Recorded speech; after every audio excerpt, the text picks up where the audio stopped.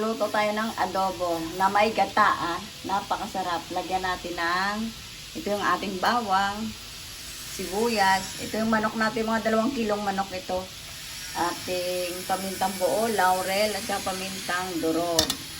Lalagyan natin ng rino. Ayan, rino natin. Masarap. Tapos ito yung half lang na suka nito. Yung sa mag. At saka yung toyo. Hindi na ako nagsusukat. Tak-tak nyo na lang sa may kawali. At saka yung ating gata. O, maghihiwa na tayo ng ating bawang sibuyas para magigisa na tayo. Maglalagay na tayo ng oil. Magigisa na tayo. Kunting oil lang talaga. Lagay na natin yung ating bawang.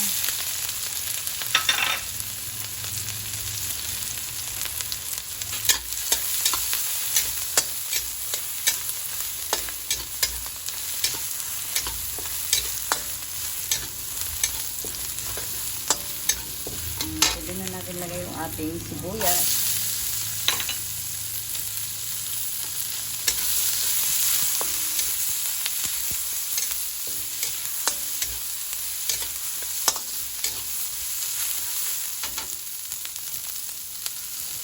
Pwede na natin lagay yung ating manok.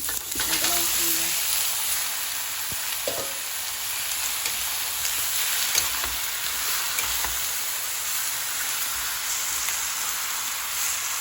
Antayin na natin tumatas yung ating manok. Bago natin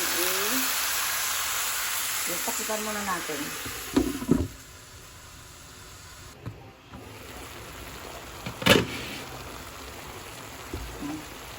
Lagyan natin ang sili. May ginisa akong sili, naka-ready na yun sa rep para hindi makakasuya kasi adobong ano to sa gata.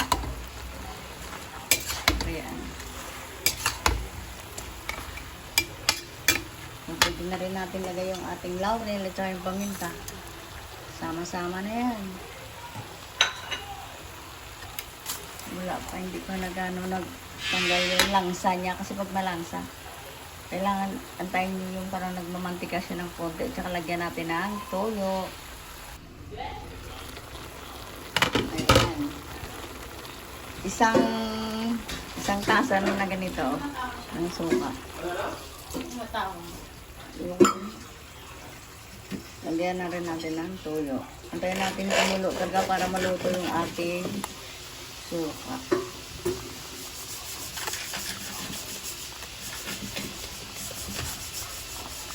O, lagyan na rin ng tak. Antayin lang natin kumulong-kulo yan para yung suka natin lutong-luto na.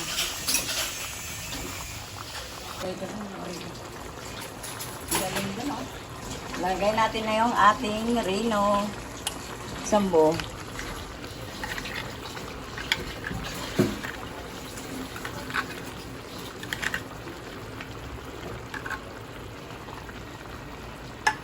Buti naman.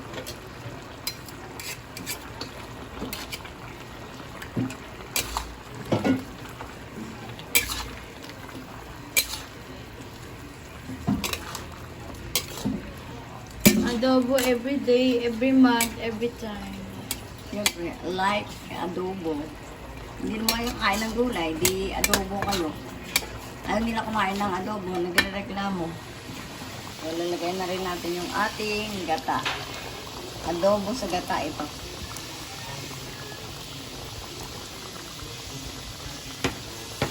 Ang gata. Naggata. So, sige, lagay mo dito. Ito ka na dahil lagay mo ito. Sabaw. Yan, lagay mo dyan. Tapos lagyan mo konting tubig yan. Para masimot yung ating gata. Kasi nag-yelo. Ilagay sa freezer. Galing pa ng Kalaka yung ating mga gata. Pinapiga ko ngayon. May libreng piga pa yun sa palengke Ito. Sige, lagyan mo na. Lagyan natin ng yung niya, mayroon pang nakasabit. Nilagyan natin ng kunting sabaw. Antayin na lang natin yan. Maluto at saka matuyo ng konti. Luto na yung ating adobong manok. So, ayan, ating adobo sa gata. Ayan. Lagyan natin ng sili para masarap. Pero hindi natin tuyo talaga nang gusto yung ating adobo kasi marami akong tao. May sabaw talaga siya. Okay na yung ating adobong sa gata. Ayan, may gata yung ating adobo. Kaya patay na natin. Okay na. Thank you kay YouTube sa sweldo ko. Kay Mapa Cooking. Like and subscribe. Thank you sa nanonood. Thank you very much. Like and subscribe. Thank you for watching.